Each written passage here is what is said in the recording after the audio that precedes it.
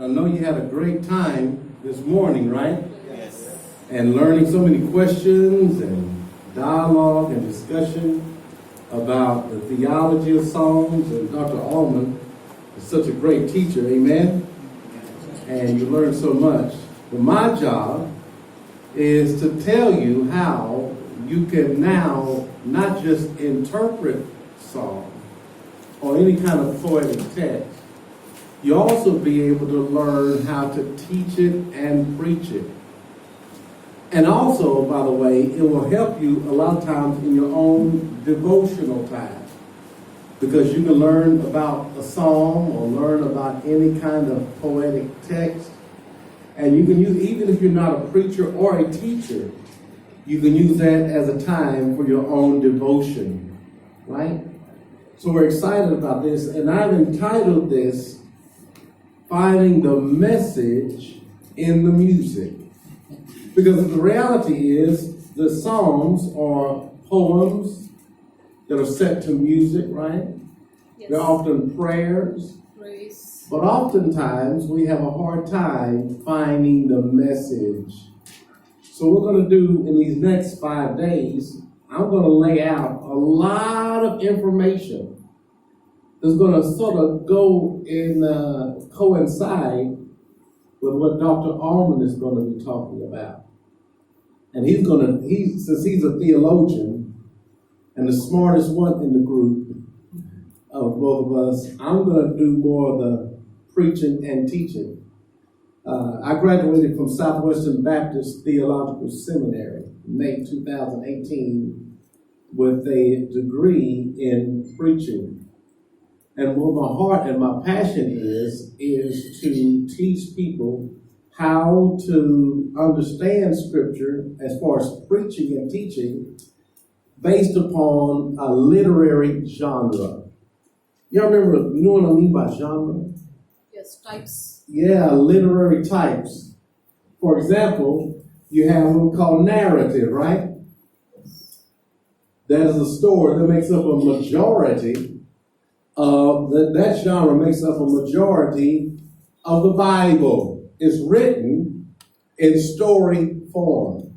So what I do is I teach people how to understand narrative, how narrative works with characters and plot and stuff like that, and how you preach or teach based upon the genre of the text. But then you have what we call wisdom literature. Remember that? Wisdom literature is like the books of Proverbs, Ecclesiastes, right? Those are wisdom books. And what you're gonna do is you're going to apply a different, what we call hermeneutic, to those texts. But then you get into Isaiah, Jeremiah, Ezekiel. Those are prophetic books, right? Books of prophecy. And there's a strategy, by the way, of how to deal with books of prophecy. Similarly, they are sort of structured many times like poetry, right? But then you have a book by Daniel, the book of Daniel and the book of Revelation is apocalyptic. Remember that? Apocalyptus, which means to snatch away the covering. In other words, what has been hidden has been snatched away and been revealed. That's what the book of Revelation is. Apocalyptus is an uncovering of Jesus Christ. So you see Jesus different in Revelation than you see him in the Gospels, don't you? In the book of Revelation, he's a soon coming king, right? In the Gospels, he's a meek and humble lamb. But in Revelation, he's coming as a king, a conquering king. So that has been revealed, a different side of Jesus. But then when you get into the Gospels, you have this gospel narrative, and you have this book called the Book of Acts, right? And then you have the epistles, right? Romans all the way to the end of that body of literature called Epistles to Revelation. Well, what we're going to be doing today is taking a segment of this called poetic text or poetry. Okay? And we're going to teach you today, in these next 5 days, how to do a proper exegesis. We'll probably get to that probably Wednesday. Okay? And we're going to give you some step-by-step. Now listen, this is all I want you to do. Keep in mind that once you get through this conference, I'm going to give you a step-by-step process. So whenever you sit down to a poetic text, a song, or poetry that's embedded in a narrative text, you'll automatically know a step-by-step process for how you go from exegesis to exposition. And we're going to talk about that in just a minute. So we're going to do that. I'm going to give you sort of an overview of all the things we've been dealing with this week. And because it's about, believe it or not, it's about 10 or 11 steps. And since I'm in the States, I'm what you call a Baptist preacher. And all of the steps start with the same letter. All of them are going to start with D. Do y'all do that here in India?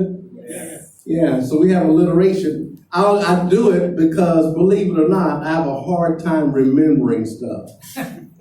So what I have to do is I have to make it rhyme or make it start with the same letter. That way it's a mechanism for my memory. So we're going to talk today about where are we going? We're going to introduce a methodology because oftentimes when people sit down with a particular text, they really don't know how to approach it.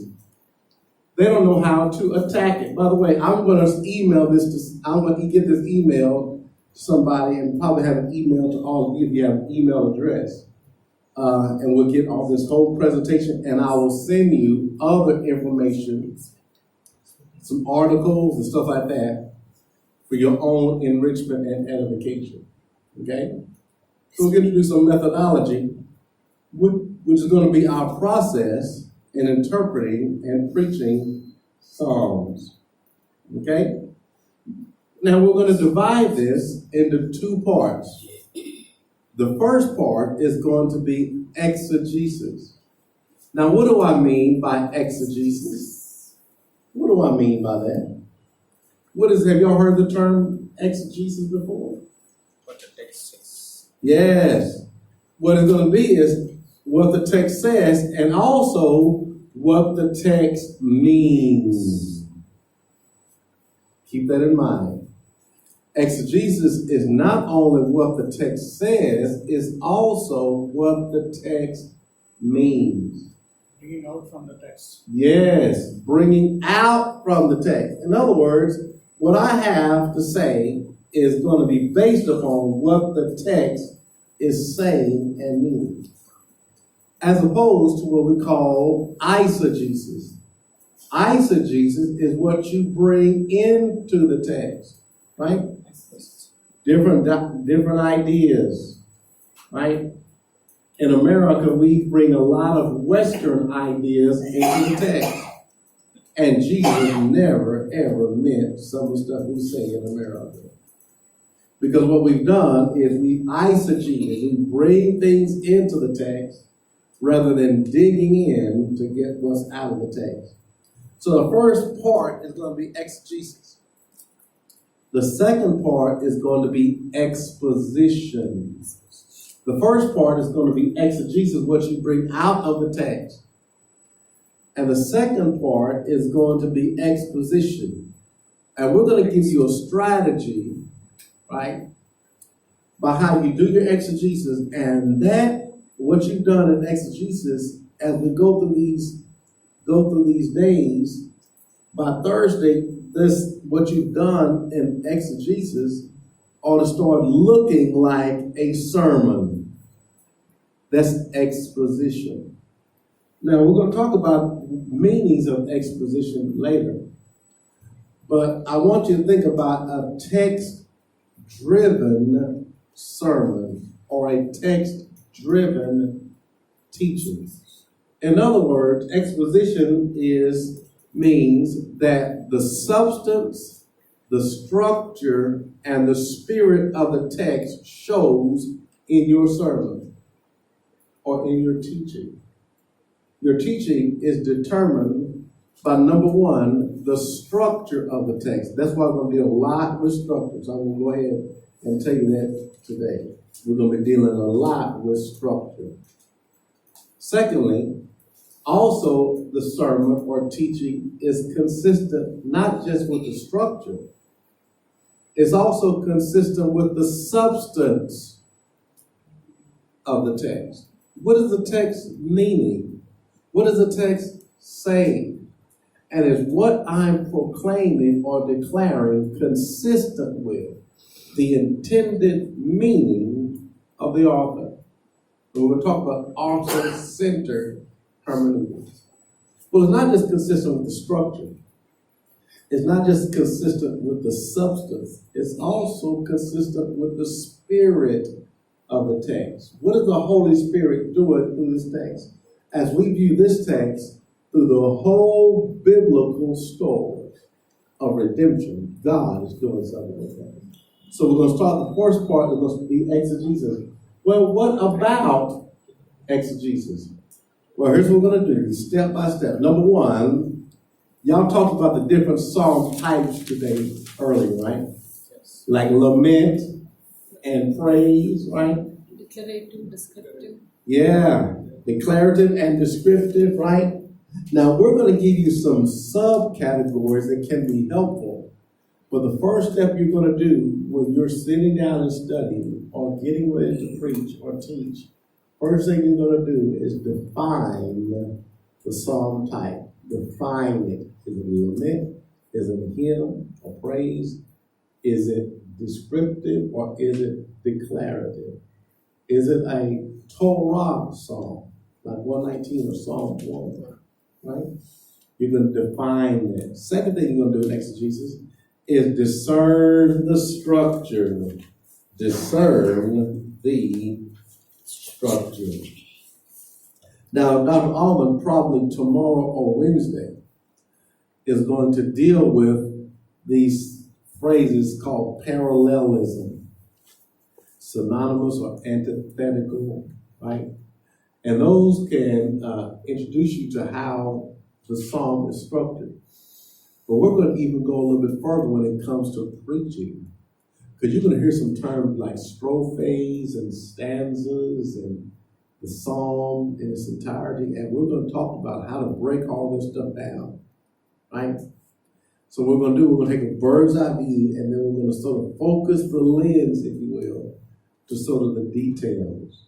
And we're going to give you a strategy by which to do that, okay? So first thing we're going to do, we're going to define the psalm. Second thing we're going to do is we're going to discern the structure, right? Third thing we're going to do is we're going to describe the occasion. So we're going to go a little bit further about what Dr. Arnold was talking about in these titles, these headings, these superscriptions, right? And how they can go and help you as far as how you preach, right? The structure of the psalm or the type of psalm will help you in your preaching to connect, if you will, with the audience, right? Because if it's a lament psalm, right, that's going to be told or preached with a certain emotion, right? Yes. So if he's down in the dumps, you're not going to do it with a smile on your face, right? Or if it's a hymn of praise, right, that's declaring the good works of God, you're not going to do that with a frown. Make a joyful noise unto the Lord. Serve the Lord with gladness. Come before his presence with singing. Know ye that the Lord, he is God. See how the sermon is not in line with the structure and the nature of the text?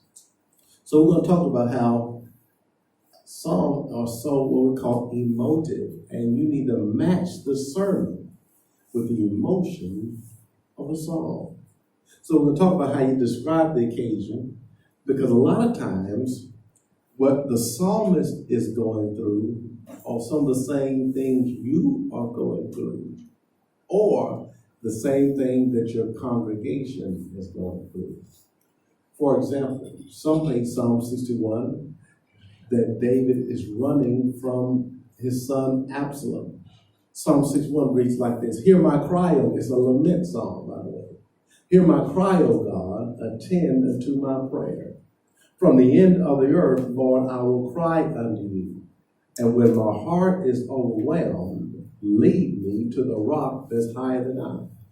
For thou hast been a shelter for me, a strong tower from the enemy. Now let's connect that with an occasion. Let's suppose that the occasion is David running from his son Absalom. Right? Let's suppose that. Well, we're going to teach you how to do this. We're going to have you connect that occasion with the text. So what I'm going to do is I'm going to go to that passage in Samuel where David is running from Absalom. And I'll discover three things, ladies and gentlemen. Number one, what David is going through is that, number one, he's getting problems from, first of all, his foes. His foes. Well, there were some people that were still mad that David had become king. And since David had become king, there were some people that were still dedicated and devoted to King Saul. So they didn't like David. And those are people, when Absalom revolted against David, those people came out of what we call in America the woodwork. You know what that means? That means they just came out of nowhere, right? And began to come against David. But not only is he getting it from his foes, he's also getting it from his friends. Because you discover that when Absalom revolts, the one person that joins Absalom is a man by the name of Ahithophel. Ahithophel was David's wise counselor. And the question is, why in the world would Ahithophel revolt against David? That was his wise counselor. Then you discover that Ahithophel was connected with some other person in David's life. You know what it was? Bathsheba. Because you remember in 2 Samuel chapter 11, when David asked who that woman was bathing, look at what the messenger says. Is this not Bathsheba, wife of Uriah the Hittite, daughter of Eliam? Well, you know who Eliam was, related to Ahithophel. So Ahithophel, this is actually Ahithophel's granddaughter.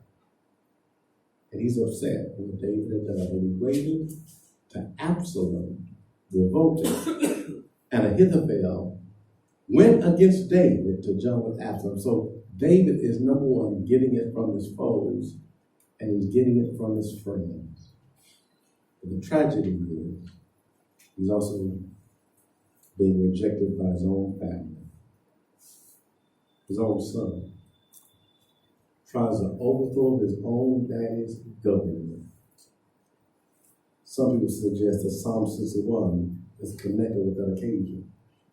And so when David is running out of Jerusalem, he pins this poem: Hear my cry, O God, attend unto my prayer. From the end of the earth, I'll cry unto you. So an occasion can be very, very important. So what we're going to do, number one, we're going to define the psalm type. Number two, we're going to discern the structure. Number three, we're going to describe the occasion. And number four, we're going to decide on the question. Now, this is going to be very, very interesting. Because what we're going to do is we're going to move into a stage called observation. Now, what I want you to do during this stage, and we'll probably get to that probably tomorrow, is I want you to bombard the text that you're studying with questions. The who, what, where, when, why, how. We'll talk about that Tuesday. Those are what I call interrogative questions. where you're acting like you've never seen the text before in your life. Like somebody just fell in from a planet Xenon and lands in, come on, India, happens to pick up a Bible, he's never seen it before, happens to turn to one of your songs and begins to read it because he's far more intelligent than us. And he can read the text and he would probably ask a whole bunch of questions.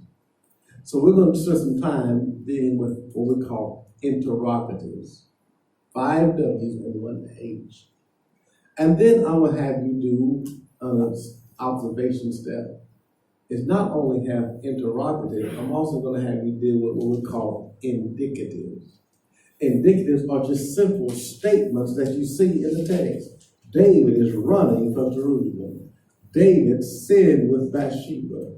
David trusts God even in his troubles. You see, those are indicatives. And we're going to spend some time deciding on the questions. And you know what else we're going to do? Then I want you to spend some time dissecting the images. Dissecting the images. In other words, the book of Psalm, or any psalm, is filled with imagery. It's designed to paint a picture in your mind. They use metaphorical language, and Dr. Albert's going to talk about that. Metaphors and similes and ascendantum and all those different type figures of speech that he uses. Like we may say something like in the book of Exodus, by the way, and when God begins to send the plagues on Pharaoh and the land of Egypt, someone said, "This is the finger of God." Y'all remember that? Yes. You ever read that passage? Now, how many know God doesn't have fingers? Right? And then you find out later on, it said, "This is the hand of God." God is a spirit, John chapter 4. God does not have hands, right? In Exodus chapter 15, when Miriam and the men began to sing a praise song after they come out of the Red Sea, through the Red Sea, the Bible says that God breathed through his nostrils. And God has no nostrils. So you got to find out what kind of figure of speech and what does that represent. And as you dissect these images, you're going to find out that God is doing something with these figures of speech. It's poetic language. It's the language of images. So what you have to do is you have to dissect, break down those images. And by the way, this is going to be very, very important because those images, when you get to the exposition, can be great sources of illustrations. So you don't have to go to an illustration book. What you can do when you get to illustrations is those images that are embedded in the text, you can use those as sources of illustrations. So when David says, "He is my rock, my fortress, my shield," those are great sources of illustrations, right? So we're going to talk about illustrations too, and how images can be a part of that. And then we're going to dialogue with the sources. Okay, after we get all this stuff, we're going to now be able to spend some time looking at commentaries, handbooks. What are good commentaries? What will probably not do you very much good at all? And which ones, how are you going to dialogue? How are you going to compare and contrast commentaries, and which ones are going to be helpful for you? Now you notice that this is one of the final steps in the exegetical process. A lot of times what we do, to be honest, is when we have a passage, we immediately pick up a commentary, right? To find out what John MacArthur has to say, or find out what Charles Ryrie has to say, or find out what some person that has commented on this text as I say, I want you to do that not at the beginning. I want you to do that at the end. Because what I want you to do is I want you to work through this stuff. God has given you a mind. And God has given you an intelligence to work through these passages of scriptures and come up with what you feel the Lord is leading you according to a proper understanding of the text. What is he actually saying? And what you're going to do is you're going to compare what you come up with to what other commentaries have said. And we're going to talk about how it's important that if you come up with something and you discern something that you think is very thought-provoking and something nobody else has said before and profound, and if you don't find it in any commentary anywhere, it's probably best that you don't preach it. Because you have 2,000 years of people studying this, and you're probably not going to come up with something nobody else has ever discovered before. Right? So here's the thing, and we're going to talk about how there's one phrase I'm going to repeat again and again. You'll probably remember this for the rest of your days. A text can never mean what it never meant. In other words, if the text never meant that, it cannot mean that in 2019. We have a problem with that in America. But we have passages like this. Whatever you bind on earth shall be bound in heaven, and whatever you loose on earth shall be loosed in heaven. You remember that? Matthew?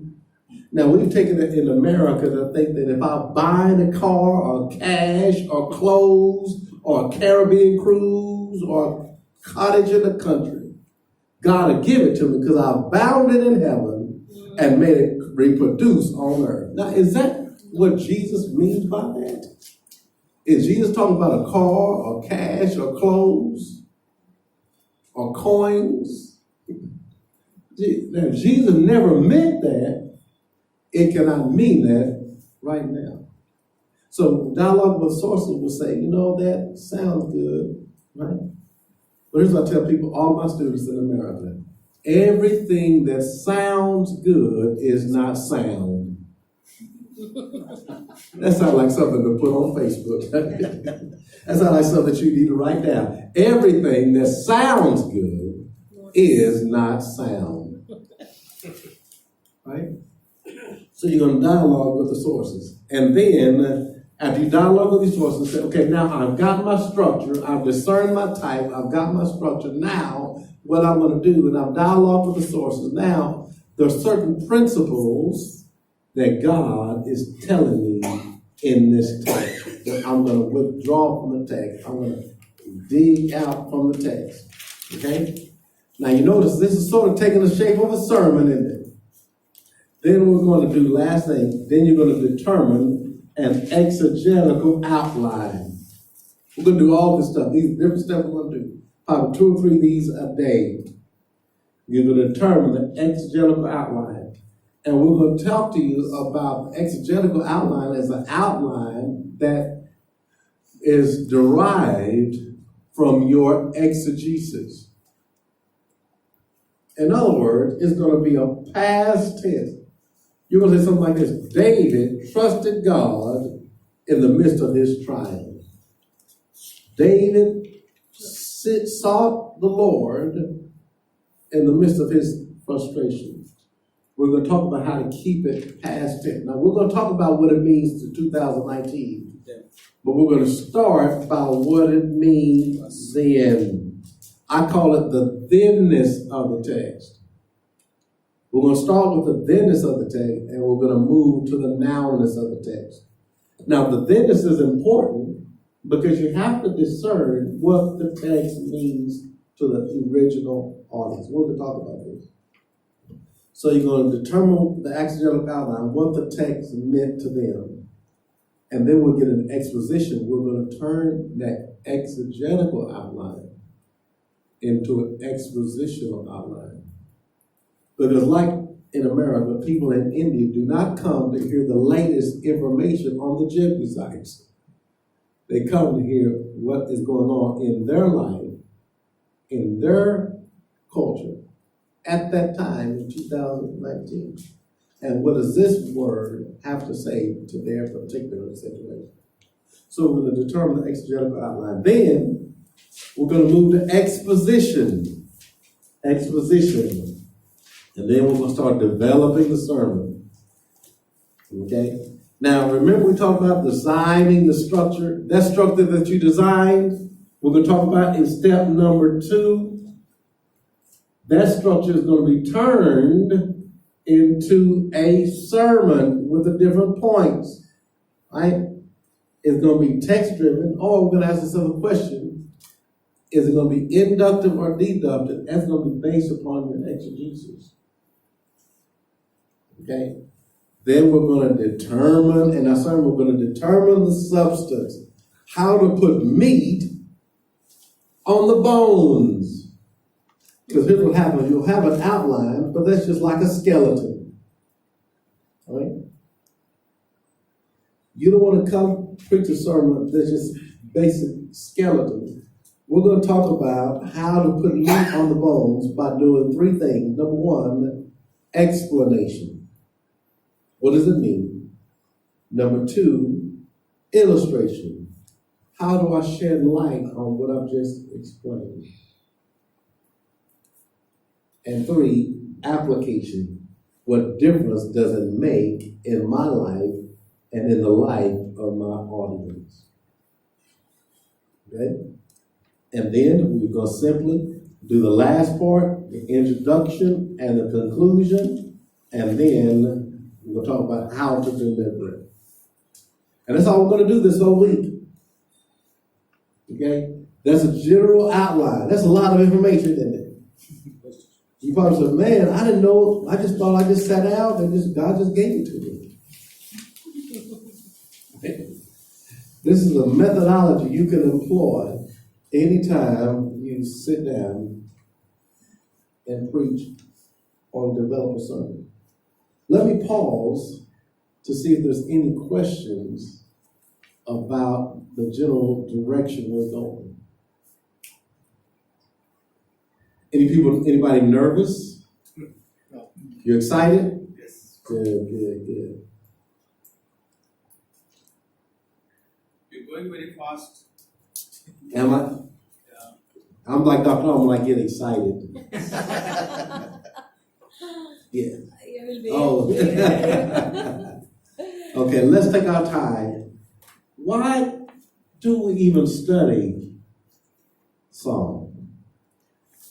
Psalm is so rich because there's certain things in Psalms that we get that we see in other genres, but it's more pronounced in Psalms, more prevalent. We get a lot of theology about God in Psalms, right? We see that God is sovereign, which means that he does what he wants to do, when he wants to do it, and how he wants to do it without any input from us. Now, we don't like that sometimes. But we think God needs to get our advice on how to rule my life. But in this poetic text, we see the sovereignty of God. But also we see God is transcendent. We see in Psalm that he's in a class all by himself. You know what I mean by that? He's so high, right? He's transcendent. Now he's God of the heavens and the earth, right? He's above all, right? But just as much as he's transcendent, he's also what we call immanent. I don't have it on my name. He's also personal. He's a God that intervenes. He's a God that interacts with his people. That's different than any other God. But the other gods, they set the world into existence and really has nothing else to do with it. We call it deistic or deism. It's almost like God has created the world, wound up the clock, and left on vacation. But our text in the Psalm lets us know that God is a God that is not just transcendent, he's above all, he's also in all and through all. Beyond his reach. Yes. And he also relates to you, and he has a relationship he can have with you. And we see that demonstrated in the theology of the Psalm, that he's personal. He's also a God that's covenantal. He's a God that makes covenants, and he's a covenant-keeping God. And we see the psalmist struggle with some things, but realize that God is a God of covenant. But also God is familiar. He's a father. He's like a father himself. Not only is it important to study Psalm because of its theology, one thing that can help us in studying Psalm is anthropology. In other words, the study of man. Here's what I like about the Psalm. You get mankind or man in his rawest form. You see the emotional highs, right? Where he's praising God, and then you see the emotional lows, like in the lament song. You also see the imprecatory song, right? I know Dr. Arlen talked about that. I'll see like this man is talking about killing babies and somebody go childless and let them be an orphan. Why in the world would they put that in the Bible? The uniqueness about Psalms is that you see a person at their lowest, at their most painful, at their most time of their more disillusioned, right? And so I thought you see that. So you also see the struggles. And the good thing about Psalms is that God gives us a glimpse into the life of the psalmist and his struggles. Why are you so far off? Why are you silent when I speak, when I pray? We see the struggles where David said, "Oh, that I had wings of a dove, I could fly away and be at rest." Right? So you see those emotional songs, because it's important to study Psalm, not only because it says about God, but also what it says about man. And if David can struggle, if Moses can struggle, if Solomon can struggle, if the major biblical characters in the Bible have struggles, what about you? Can it help somebody that's struggling in those situations? So you study for the anthropology, the study of man. You study because of theology, study of God.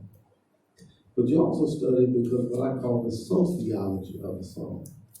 In other words, it's not only I, but it's also we. It's not only man's relationship with God, it's also man's relationship with man. How we work in communion with one another, right? Sometimes David says, "I will bless the Lord at all times. His praise shall continually be in my mouth." Then later on it said, "Oh, magnify the Lord with me. Let us exalt his name together." Because it's not just about one person's relationship with God, it's also about my relationship with those in the community. Okay? And his relationship with God within the covenant community. So this ought to be very, very interesting for you to study Psalms, right? Because I think it's going to be helpful. Okay? First of all, let's talk about defining the type. This first thing we talk about. Defining the type. Now, what types did y'all talk about so far today in Dr. Allman's time? Lament. The lament, right? How many different kinds of laments are there? There's one for individual and one for community, right? So now, when you sit down, you're going to define these types. Now, I'm going to spend a lot of time on this because y'all talked a little bit about this earlier today. But when you're reading a text, you're going to ask, "Oh, is this a lament And I know we talked about the different structures of the lament, right? Okay, you got the praise hymn. Now these are subcategories of a praise song. Some may be thanksgiving, some may be wisdom or royal. Now there are some, and I know that Dr. Allman has talked about Herbert Gunkel, right? Okay, and some people even classify the songs in a little bit more detail, right? So the praise, when I say praise or hymn, and it could be declarative or what? Descriptive, right? Okay? Thanksgiving song will probably fall up under that praise song, right? Oh, give thanks unto the Lord. When you see this word thanks over and over again. Yeah, it's declarative, right? Yes. Okay? So let's talk about, we got to define them and we got to discern them. Okay? When we talk about this is hymns or praise, declarative or descriptive. Okay? Celebrate God, psalm used in temple worship, right? It's declarative. Look at what song did he give you as far as an example of a praise song? Declarative. Psalm 34. Yeah.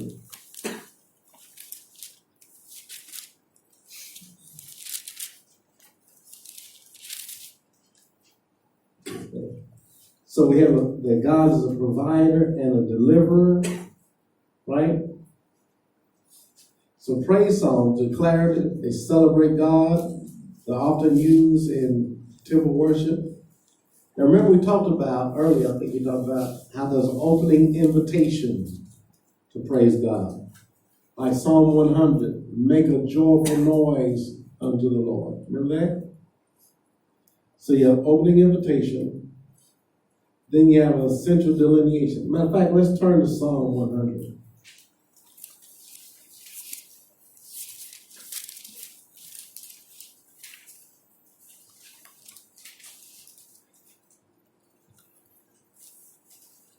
Someone read that for me. Psalm 100.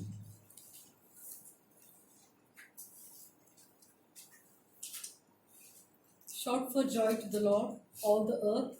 Worship the Lord with gladness. Come before him with joyful songs.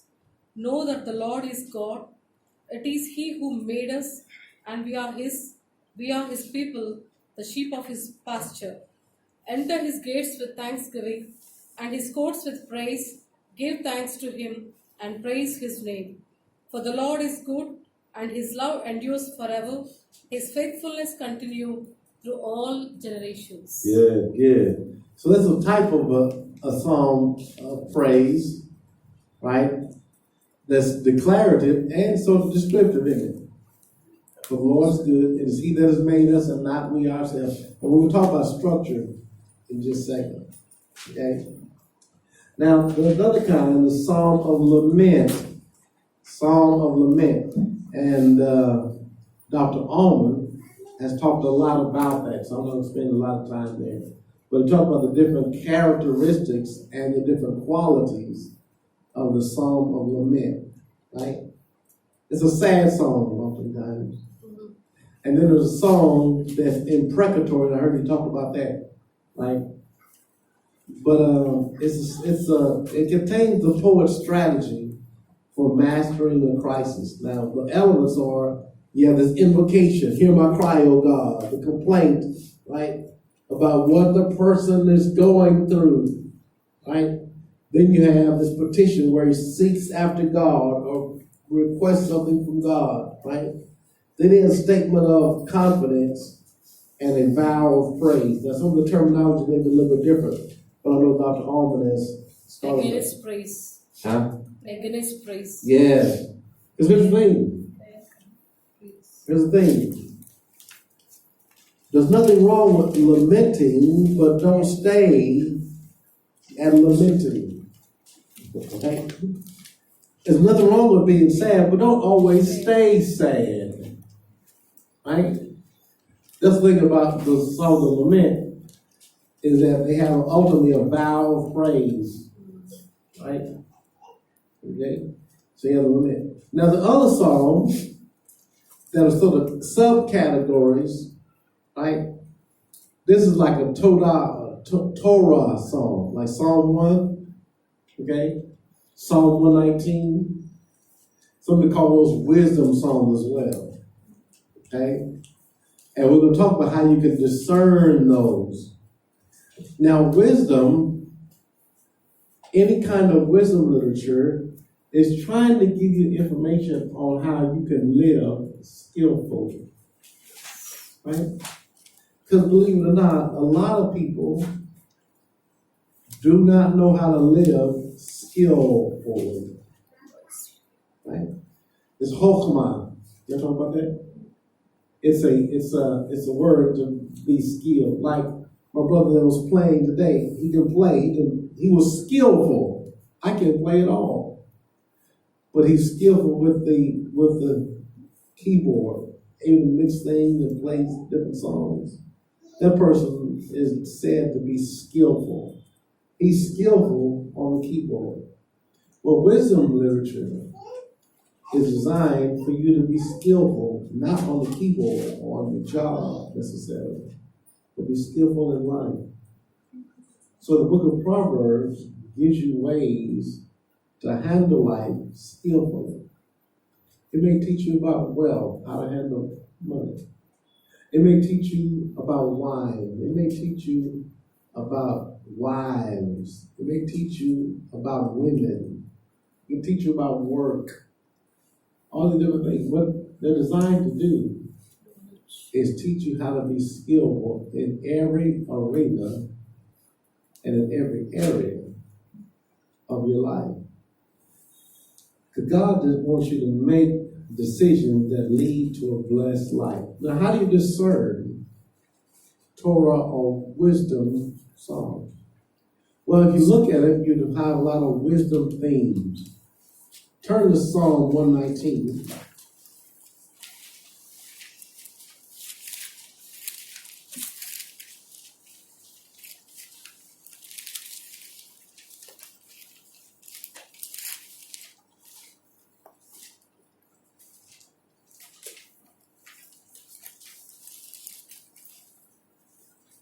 Now notice you'll see a lot of things about commandments and statutes and testimonies and stuff like that. Look at verse 1. How blessed are those whose way is blameless, who walk in the law of the Lord.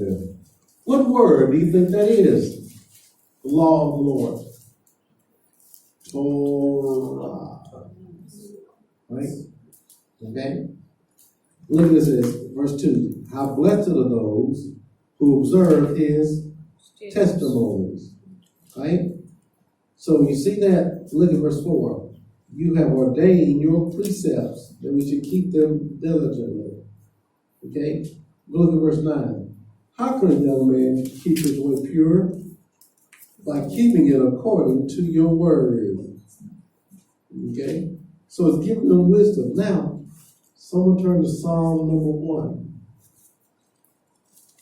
Psalm 1 is connected to Psalm 2. Blessed is the man. Yes. Blessed is the man that does what? The counsel of the wicked. Yeah. Walk not in the counsel of the ungodly. Remember that? Nor stands in the way of sinners, nor sits in the seat of the scornful. But his delight is in the law of the Lord, and in his law does he meditate day and night. What is his delight, by the way? In the what? Word. In the Word. Yeah, right? It's in the word or the law of the what? This blessed man. His delight is in the law of the Lord. And in his law does he meditate day and night. And he shall be like a tree, imagery, planted by the rivers of water, giving forth his fruit in his season, and his leaf also shall not wither. Whatsoever he does shall prosper. But the ungodly, like a chaff. yeah. And so now you see the ungodly or the wicked, right? But the wicked are not, or the ungodly are not so. Now look what he says. He says wicked, and he says the blessed man, which is the wise.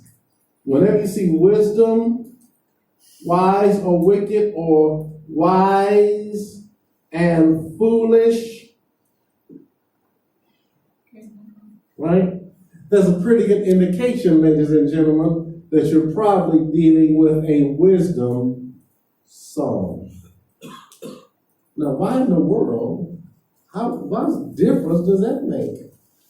Right? We're going to suggest that you can approach it a little bit differently than you would approach a lament. Right? Because this psalm is trying to teach you how to live skillfully. By the way, it'd probably be pretty good for somebody in your congregation that's a young person to preach from a wisdom psalm. Right? Okay. Someone turn to Psalm 78, I believe it is. Psalm 78.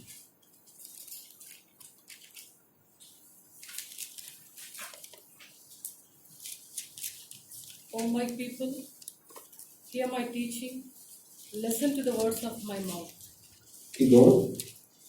I will open my mouth in parables. Stop right there. Look what it said. I will open my mouth in what? Parables. Parables.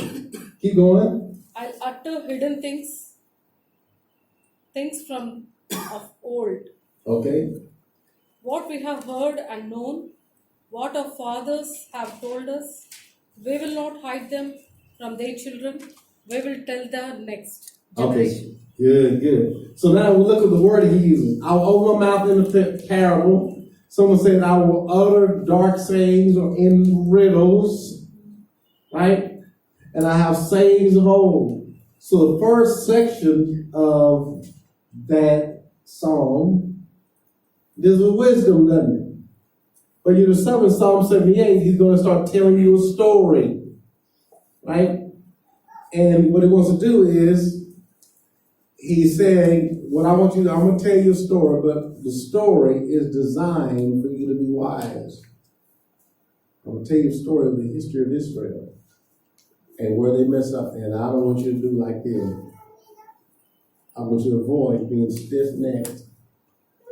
Avoid being a person that won't listen or has a hard heart. Right? So those are wisdom psalms. Okay? Then we have Thanksgiving, which you talked to today, the use of Todah, right? The type of declarative praise song, right? Oh, give thanks unto the Lord, for he is what? Good. All the time. Yeah. So thanks. So what it is giving thanks. Todah was used in worship.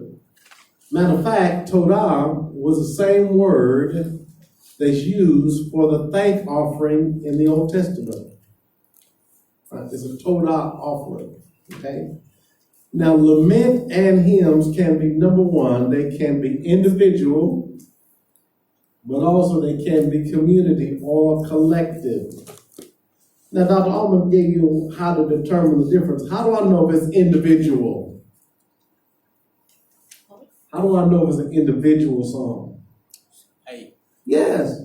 They use the word I. I will bless the Lord at all times, right? Okay. How do I know if it's community? We. Yeah, use the word we. Okay. Now, there's some songs that don't seem to fit in any kind of category, right? Now, keep in mind, this is not an exact science. Okay? Maybe a little different, right? And so we're going to spend some time trying to decide on what the psalm type is. But sometimes songs don't fit in any category. It may be mixed type, right? Okay? They may contain elements of both types or many different types of songs. Okay? Now, here's the thing. First thing we're going to define the type. Say define. Define the type. Say define Define the type. the type. That's first step. First step. Second step is what? Discern the structure. Okay? Now, did y'all get a chance to talk a little bit about structure, parallelism today? Not yet, right? Okay. I'm going to give you a general overview today. And then I think Dr. Alwyn will give you more details about the structure, okay? In the structure. Now, let's see. Y'all ready to get into it? Yes. Okay, because this can be, you got to do some thinking, you got to do a little thinking. We can take a break? No. No need. No need? Okay. Okay, let's deal with the, Unless you want. okay, let's talk about, I know that food was good. So you are just like black people in America. Because black people in America, as soon as they eat, they get sleepy. So it's bad to have me go after lunch. I can't believe they did that to me. They have me go after lunch, everybody's full and everybody gets sleepy. So I get sleepy too. So when I did this presentation with Sugamar in FISAG, you weren't there because you were dealing with some issues with the family. We had some chicken curry and I ate so much, ladies and gentlemen, I couldn't always stay awake. I was over trying to teach y'all about it. It was so good. So you gotta put the thinking caps on. Now let's look at the basics of the, by the way, how do you know, before we get to that, how do we know when a text is poetic or not? Or if it's a poem? How do we know that? Because there is poetic text outside of the book of Psalms, right? Well, how do I know when it occurs? How do I know we're moving from prose, which is narrative or whatever it is, to poetry? How do I discern that in my Bible? You know? Headings. So the headings, right? Okay. Is there any way else I can tell? The structure of the sentence. Yeah, the structure is different, right? So someone turn, if you will, to Exodus chapter 15 in your Bible. Exodus chapter 15.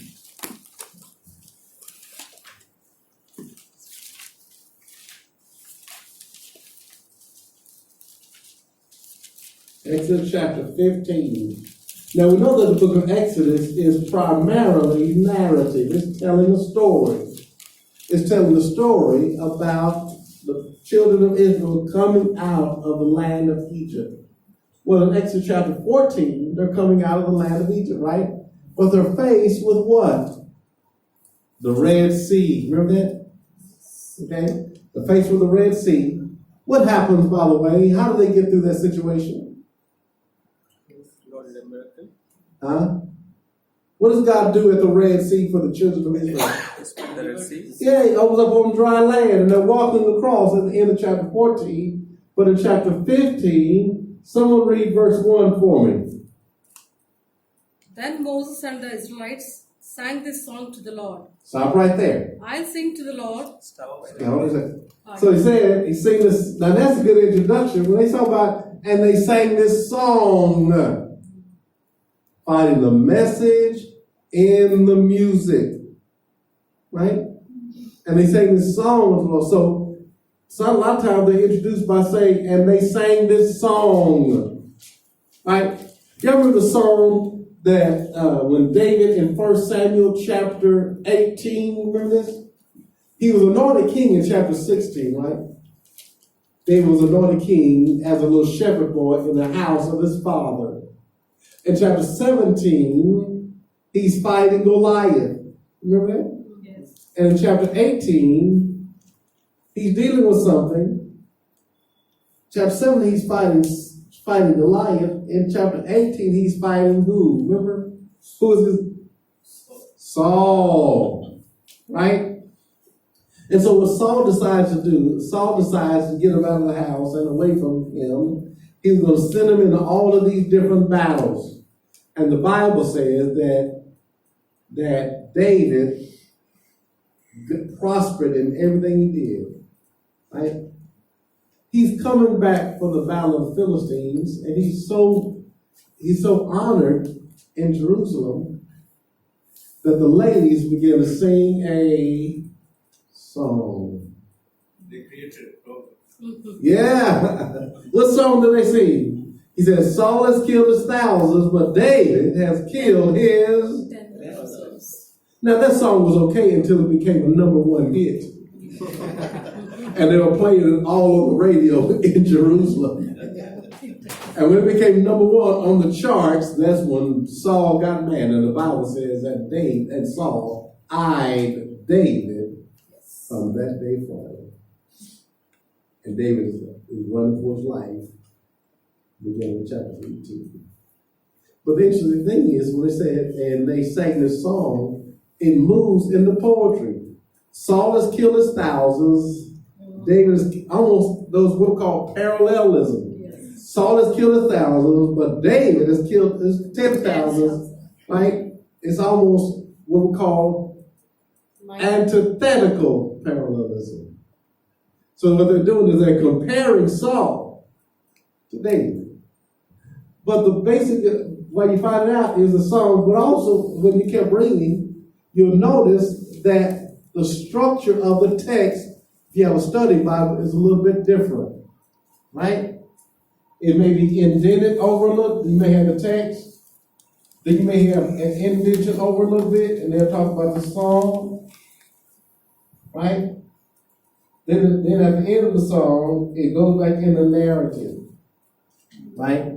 So whenever you see this structural difference, that's a pretty good indication that he's moved into poetry. So if you're a pastor and you are preaching through the book of Exodus, I would suggest that once you get to Exodus 15, you start handling this text not as narrative, but as poetry. You see? Now also turn to your Bible to Jonah chapter 2. Jonah chapter 2.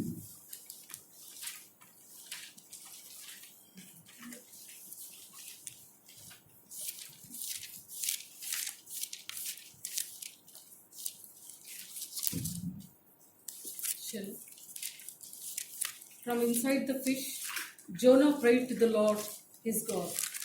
Okay, so out of the fish, Jonah prayed. Now, here's another indication. Not only does it say song, like in Jonah, it introduces it by saying a prayer. A lot of times in the prayer is in poetic text. Now, you notice that this in Jonah chapter 2 is different than Jonah chapter 1, isn't it? Because Jonah moves into poetry, right? You remember the story of Jonah, right? Okay. We'll find out that when God told Jonah to go to Nineveh, get down there in a hurry, tell those people to preach to them, right? Jonah fled, didn't go to Nineveh, but went to Tarshish.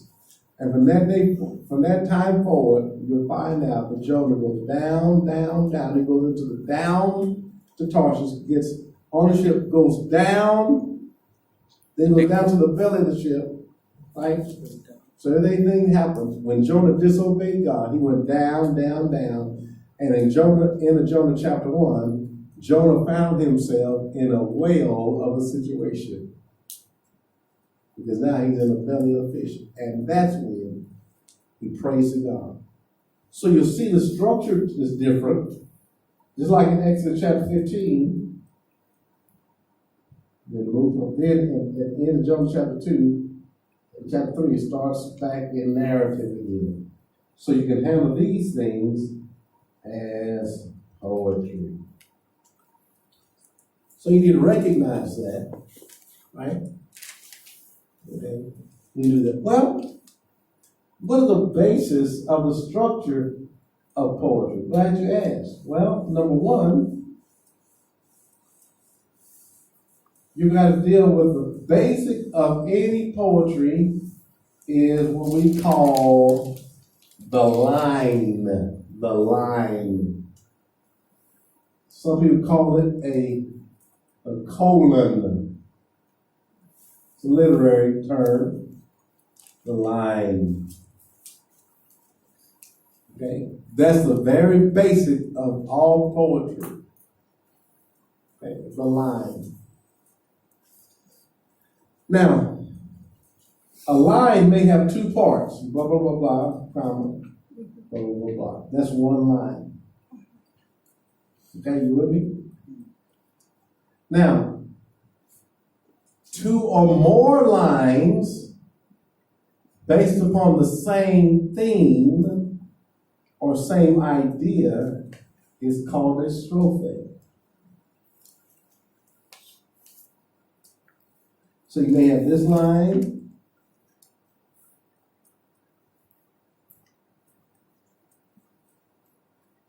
but these have the same idea, right? Now, the reason I'm doing this is because this is going to help you when you get to your time of exposition. You see? What's going to happen is you're going to pull out, once you design the structure, you're going to pull out the idea that's in this passage. Right? Out of the strophe. Okay? Any questions so far? Yeah, will you please explain these two? Yeah. Line and strophe.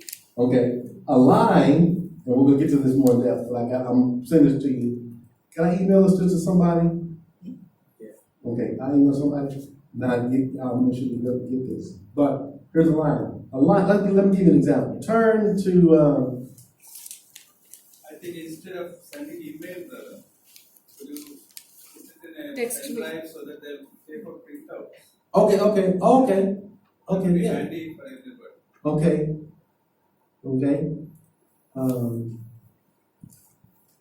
Let's see. Let me try to think of a song.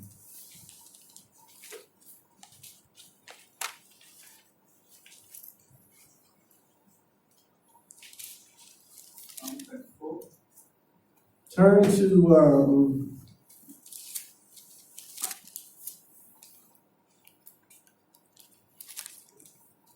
to Psalm 46.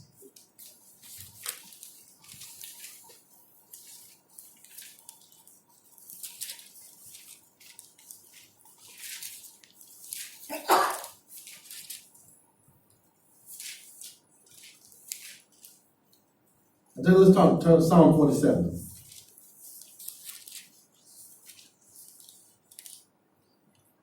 Okay.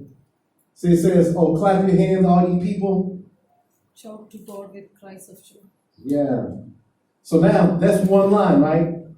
Clap your hands, all you people.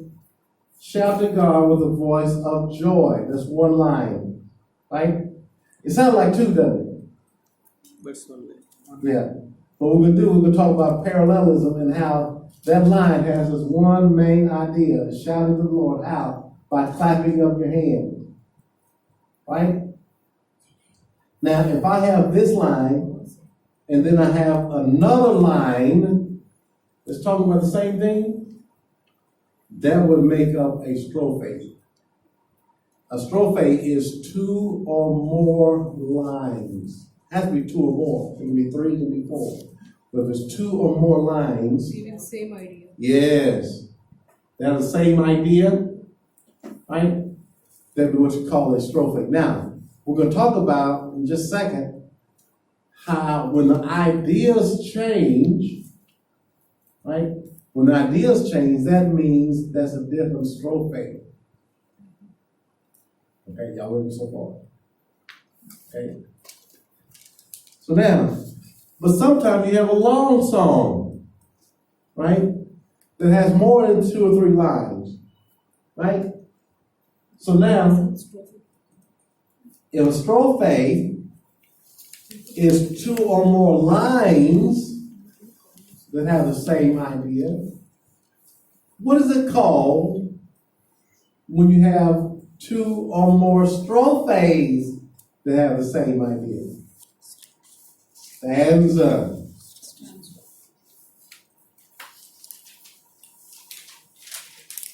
Okay.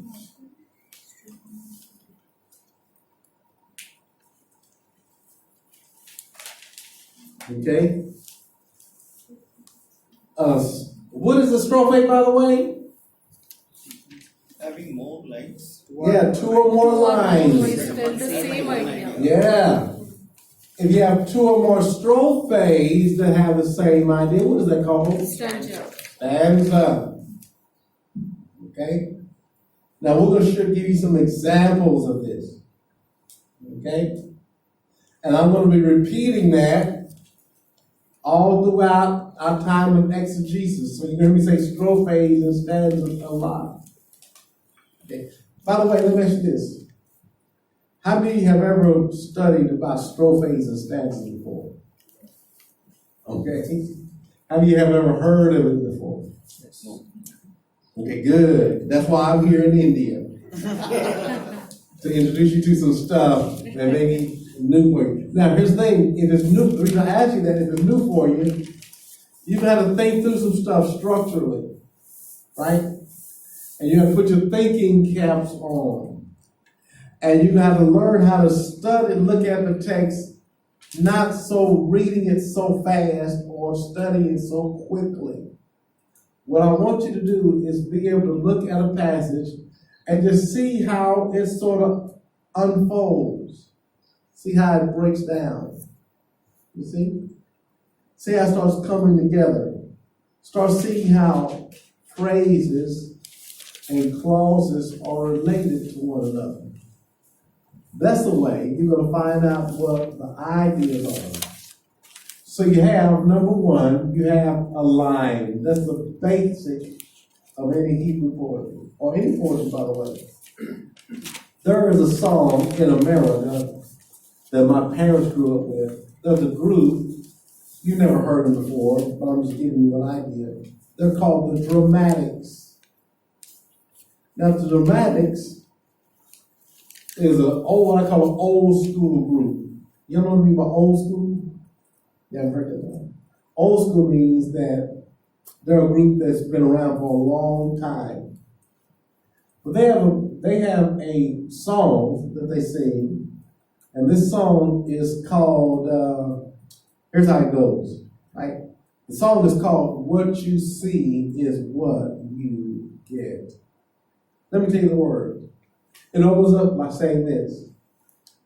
Some people are made of plastic.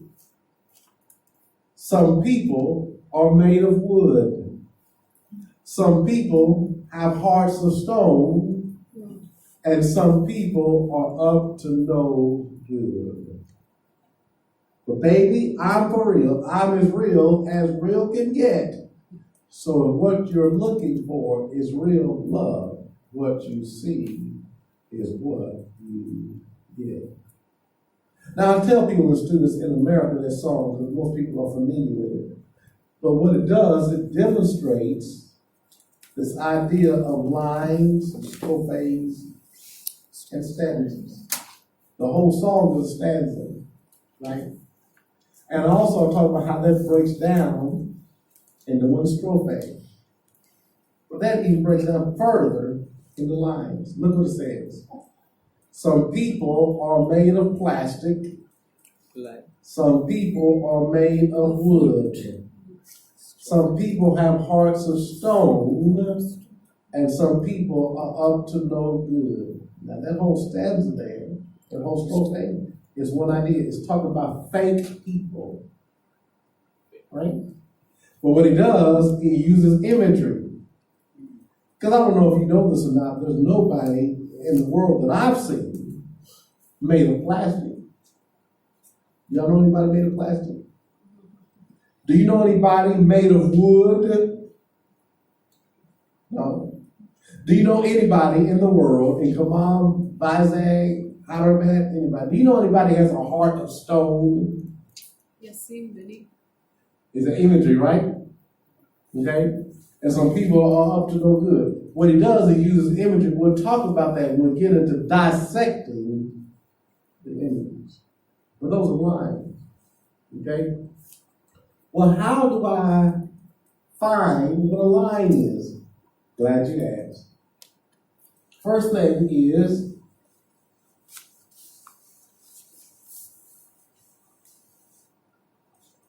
we have to deal with, and Dr. Alman will come in and sort of reiterate some stuff.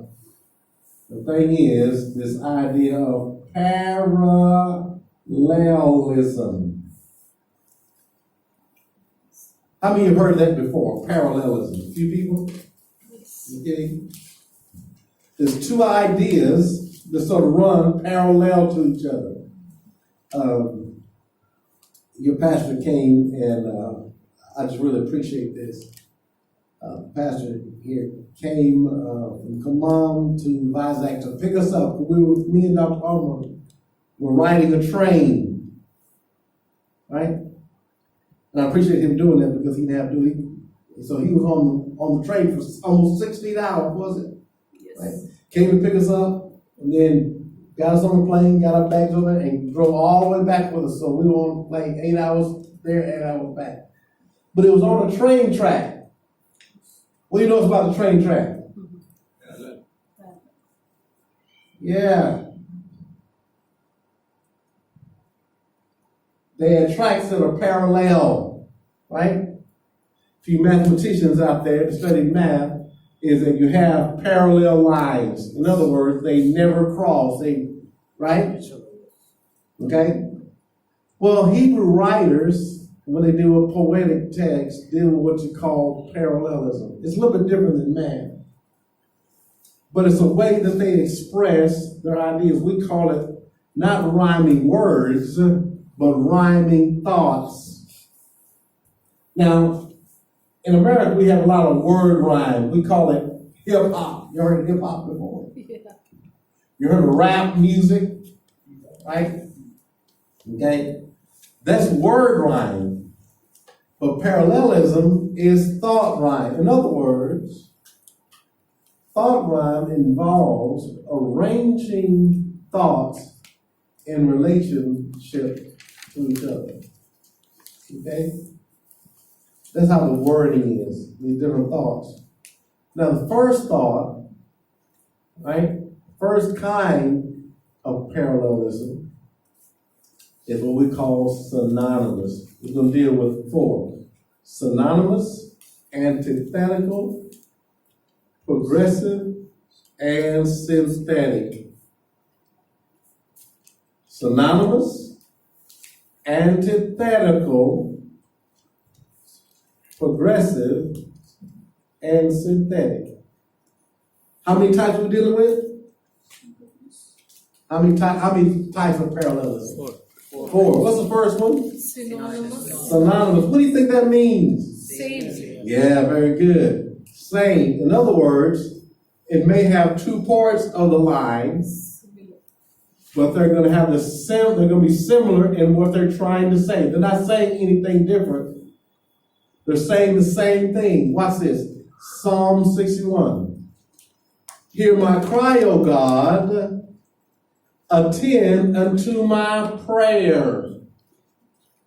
There's no distinction between a cry and a prayer. Same thing. What he does is he uses synonymous parallelism. So the first one is synonymous. The second kind of parallelism is what? Antithetical. Opposite. Opposite. Right? We'll talk about that. So the second line is going to be opposite of the first line. Even though it's one line, the second part is going to be the opposite, right, of the first. Right? Okay? They said a wise man will increase in understanding, but a fool despises wisdom and instruction. You see? That's one line, but it's written poetically. Talk about the fool and the wise. The third one is progressive. Say progressive. Progressive. So we have synonymous, antithetical, and Progressive. okay, Synthetic. and synthetic. So let's go over those. Synonymous parallelism. Okay. Someone turn to Psalm 24, verse 2. The thought of the first line is repeated in the second line.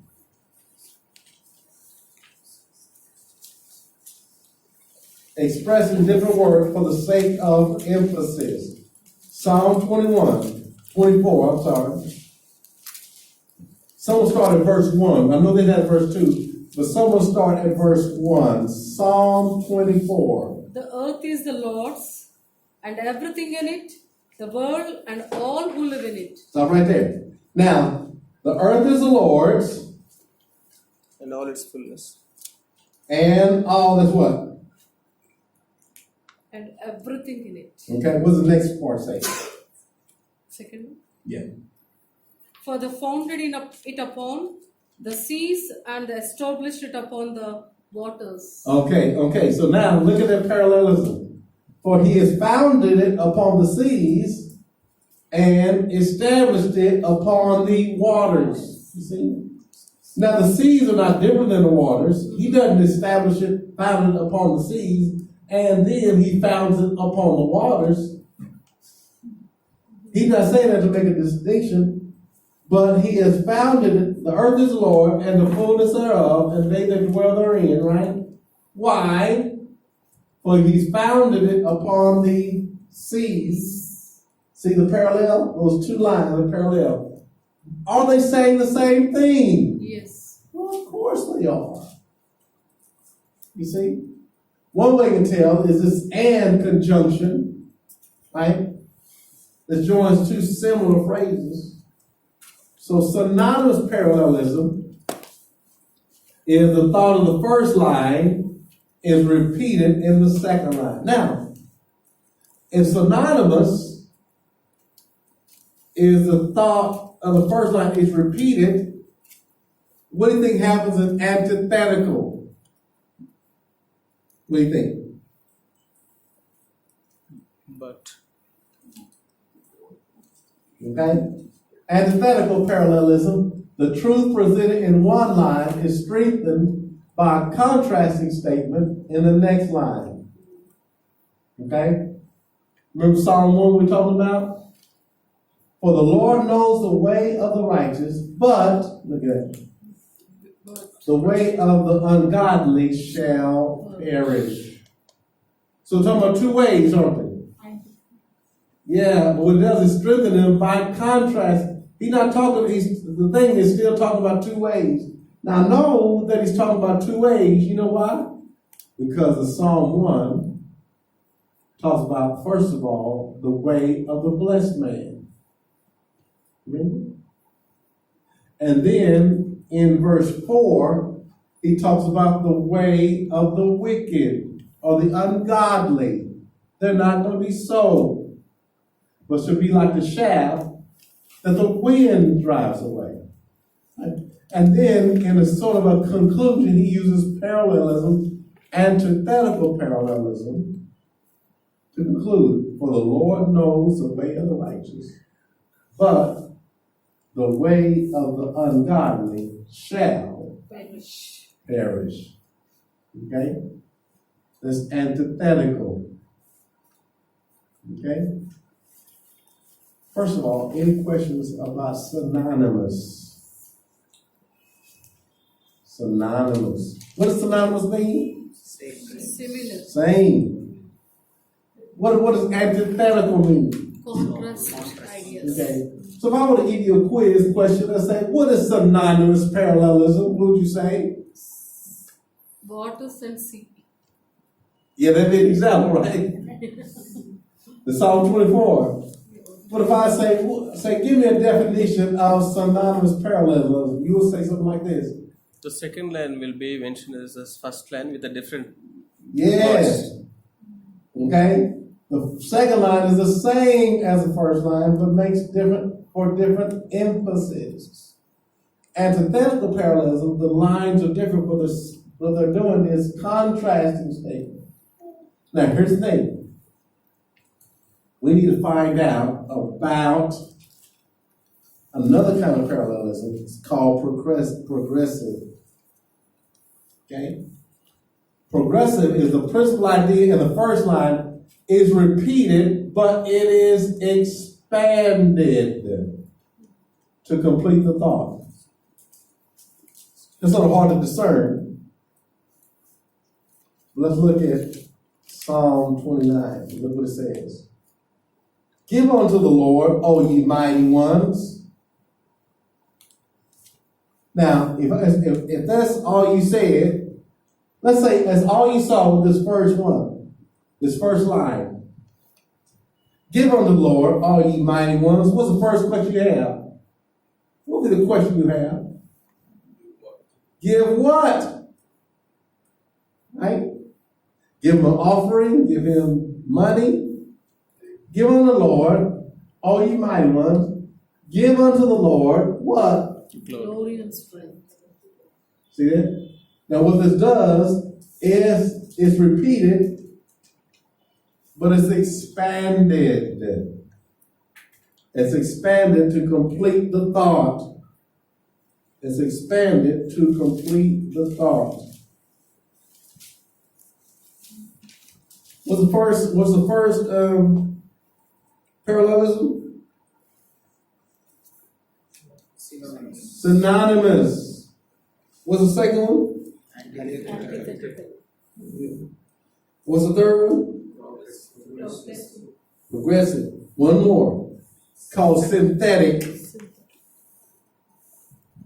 Okay? Synthetic. What is synthetic? The first and second lines bear some relation to each other. It may be cause and it may be effect.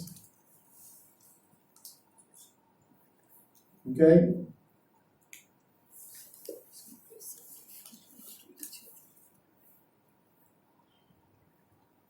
Okay? May be cause and effect. Or a proposition or a conclusion. Okay? Look what it says. Your word have I hid in my heart. Okay? Why? That I might not sin against thee. Okay? Okay, let's have a little fun. Turn in your Bibles to the book of Proverbs. Proverbs chapter 12, verse 28.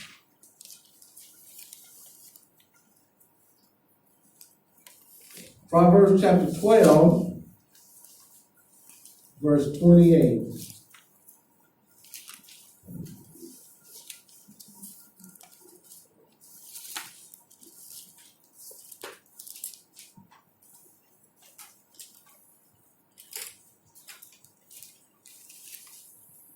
In the way of the righteousness, there is life. Okay, keep going. 12:28, Proverbs. Keep going. What does it say? Along that path is immortality. Okay. Now, what kind of parallelism is that? Read it one more time. In the way of the righteousness, there is life. Along that path is immorality. Yeah. Life and immortality. Yeah. What kind of parallelism is that, David? You think? Immortality, yeah. Is that synonymous, antithetical, synthetic, or progressive? Synonymous. Synonymous. Synonymous, very, very good. Saying the same thing, right? Yes. Now, someone turn, if you will, to Proverbs 10, verse 12.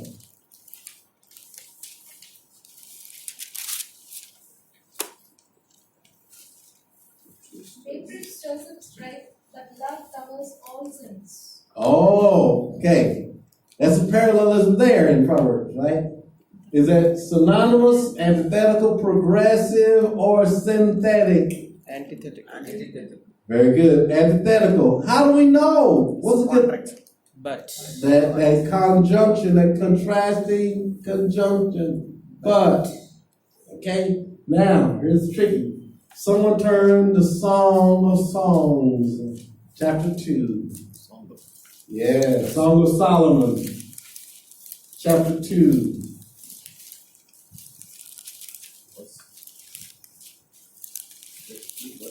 I'm sorry, chapter 2, verse 1. And the rose of Sharon, and the lily of the valleys. Oh. Who will take a guess at that? What kind of parallelism is that? Synonymous, very, very good. Synonymous, right? Now, here's a tricky one. Let's see, you have, so turn to Psalm 23, verse 1.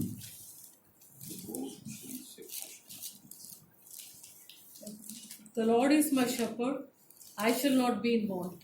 Ah. Now. Synthetic.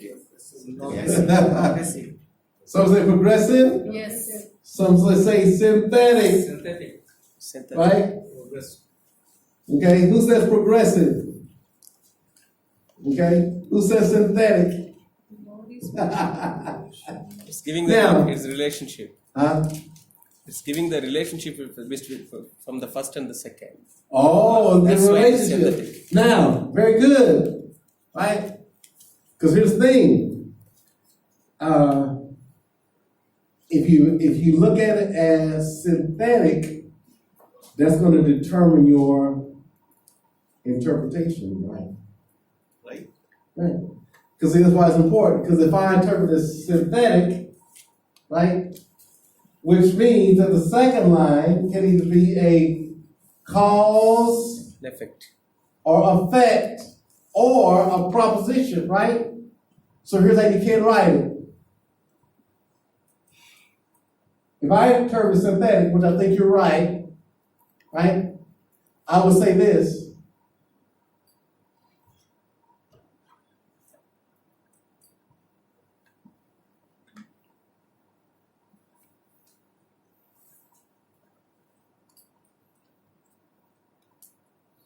I shall not be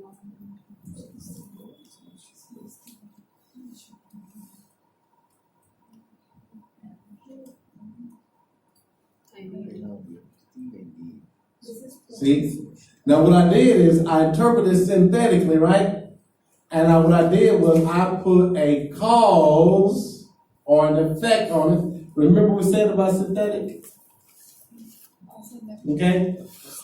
The relations to each other, or a proposition or a conclusion. So what David says, since the Lord is my shepherd, I've concluded I have everything I need. You see that? See how parallelism is going to be very important, right? When you interpret it. So now, since the Lord is my shepherd, I have everything I need. Well, what do you need, David? Number one, I need, watch this. The Lord is my shepherd, right? I shall not want. He makes me lie down in green pastures. What does that mean? That's a need.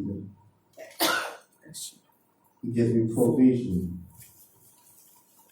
Green pastures. He gives me peace. He leads me beside the still waters. Right? So now what I do is, everything, we're going to talk about this, everything is connected to this idea, whether it be peace, whether it be provision, whether it be protection, though I walk through the valley of shadow of death. That's all I need. And as long as he's my shepherd, I have everything I need. See, that's synonymous parallelism. That's synthetic parallelism. Okay? Can we consider this as a stanza? Huh? Stanza? Yeah. But this would be a line. Right? Okay? The Lord is my shepherd, I shall not want. Right? Then the next line would be, He makes me lie down in green pastures. Say He leads me beside the still waters. He restores my soul. Yea, though I walk through the valley of the shadow of death, I fear no evil, for thou art with me. Thy rod and staff comfort me. Thou preparest a table before me in the presence of my enemies. Thou anointest my head with oil. Yea, then it says something like, and then goodness and mercy shall follow me all the days of my life, right? They shall talk about this now. Thing is, we're going to talk about how that can be one stanza. Look at how many strophes is it? Probably 2. The first one talks about all the things he needs, right? Okay. This says Cup runneth over. my cup runneth over. What verse is that? Okay. Now the thing is, you're gonna have to be able to work through that. We're gonna work through a text, by the way, too, about how to break all this stuff down. Okay. So we got some numbers. Let me give you another one. Let's say,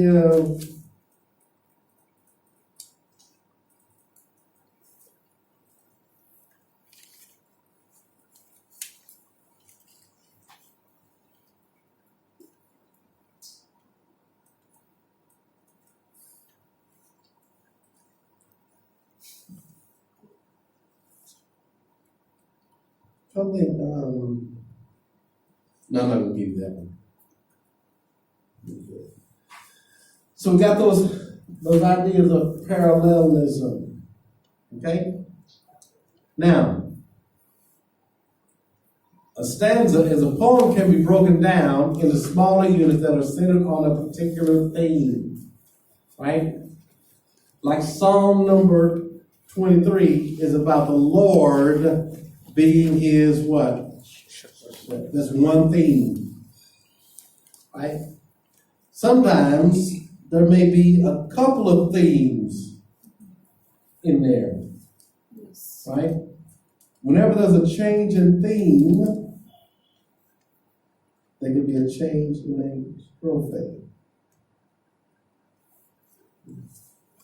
Now, you know how you have, remember when you were in school and you had to write an essay, remember that? And you broke the essay into paragraphs, remember that? Yes. And when you're in school, they talk about how the paragraph has a beginning, middle, and an end. Remember that? Y'all remember that back in school? Yes. And then you have, every paragraph has a main idea and a topic sentence.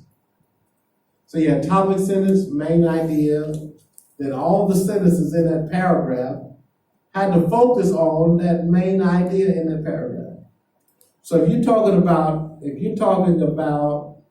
love, you make it a paragraph about love, everything in that paragraph should be tied or connected with the topic of love. You shouldn't have hate in there, right? Because the topic should be throughout the paragraph. Types. So you start another paragraph when you're talking about hate. Well, the same thing that happens in prose with paragraphs is the same thing that happens with poetry. The only difference is we use different words to describe different structures, right? So paragraph would be like a stanza, a strophe, right? Okay? And the stanza would be a big, almost like the book. Then the strophe would be the paragraph, okay? Like the stanza would be the chapter, strophe would be the paragraph, okay? So here's what happens. You have, in your preaching, you're going to talk about these different options. You can have psalm. The whole psalm can be poetry, right? But then you can break that up into stanzas, that's strophes, and then verses. Okay? You may have a song that has one stanza, 2 strophes, and 2 verses. It depends on how the structure is. Okay? Now, any questions? I know that we went through. Now, what Dr. Alma's gonna do is he'll come back and talk a little bit about, parallelism tomorrow, I think it is. Where you can go in a little bit more in depth about it. And he's gonna have probably some more, he may have some more times, because there's more parallelism, like a staircase progression, staircase of parallelism. There's emblematic parallelism, I don't know if he's gonna talk to you about that, right? But as long as you can what I want you to do is just be able to recognize the structure. Like in emblematic parallelism, what it does, it gives you an object, right, that emphasizes what goes on in another line. For example, as a deer pants after the water brook, so does my soul pant after thee. So what it does, it uses parallelism, but he changes from words to an object. As a deer pants after the water brook, so does my soul pant after thee. Right? And tomorrow what we're going to do is we're going to get into images, right? So the question I got to ask myself, if I'm studying that passage, when it says, as a deer pants after the water brook, so does my soul pant after thee, desires thee.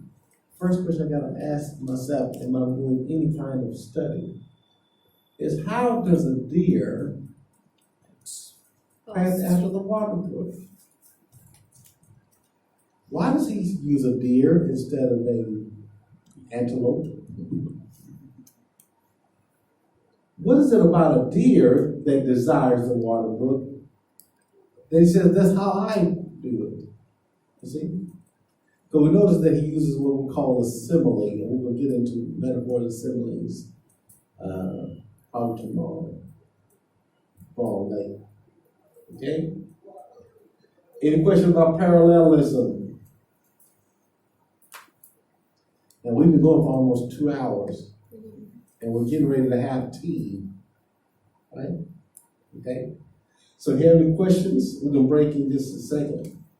Do you have any questions about this? Because I know it's a lot, right?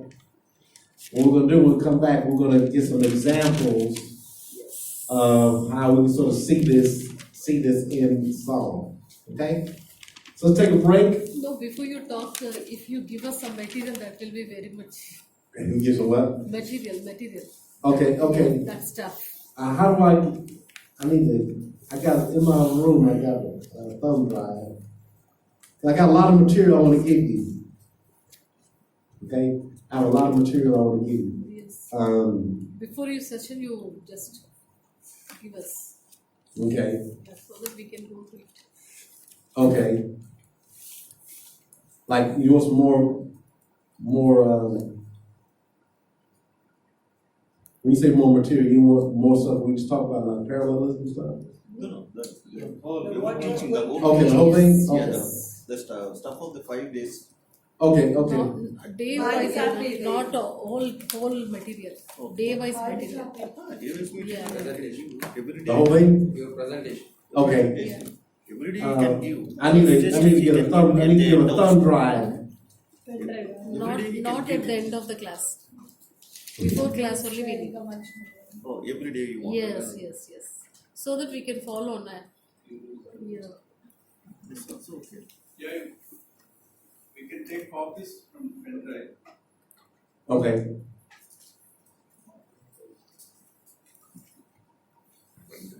Thank you. That is okay. But everyone needs to have a laptop, something like that. Then the pen drive is, then it's meaningful. Otherwise,